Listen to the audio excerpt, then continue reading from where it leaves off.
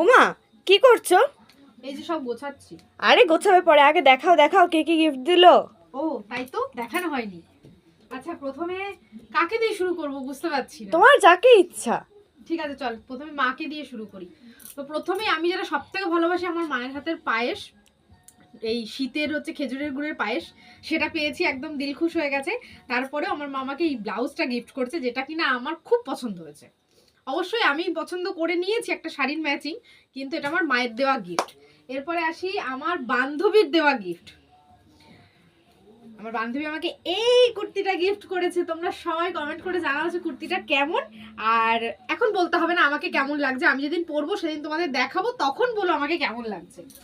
এবারে আসি একটা কিউট গিফট। কিউট গিফট আমি এই কারণেই বলছি, এটা আমাকে আমার বান্ধবীর মা গিফট করেছে। বুঝতে পারছো তো আমি কতটা ভালো, বান্ধবী গিফট দেয়, বান্ধবীর মাও আমাকে গিফট দেয়, কতটা ভালোবাসে, বুঝতে পারছো? এই শাড়িটা আমাকে আমার বান্ধবীর মা গিফট করেছে। তো আমার খুব পছন্দ হয়েছে। তোমরা অবশ্যই জানিও যে শাড়িটা কেমন। আমাকে কেমন লাগছে বলতে হবে না, আমার লুকসে একদমই যেও না। এবারে আসি আমার, মানে যেইটা ছাড়া আমার বার্থডে কমপ্লিট হয় না সেই গিফটটাই আসি। এটা হচ্ছে আমার এই কি বলবো, আমার জীবনের এই 15 বছরের পাওনা। এইটা ছাড়া আমার বার্থডে কোনোদিন কমপ্লিট হয় না। তোমরা হয়তো এতক্ষণে গিফটটা দেখে বুঝতেই পেরে গেছো কে গিফট করেছে, এটা আর বলার অপেক্ষা রাখে না। এর সঙ্গে আরো একটা গিফট আছে, যেটা আমি তোমাদেরকে এখন দেখাবো না, যেটা আমার একটু অপছন্দ হয়েছে।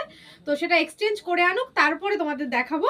তো এই ছিল আমার গিফট। ও হ্যাঁ, আরেকটা গিফট এখানে আছে আমার পেটের ভেতর, যেটা কিনা আমার মেয়ে আমাকে এই বছর প্রথমবার চকলেট কেক বানিয়ে খাইয়েছে। বিশ্বাস করো, কেকটা এতটাই টেস্টি হয়েছে যে আমি খেয়ে ফেলেছি, আমি ভিডিও করতে ভুলে গেছি।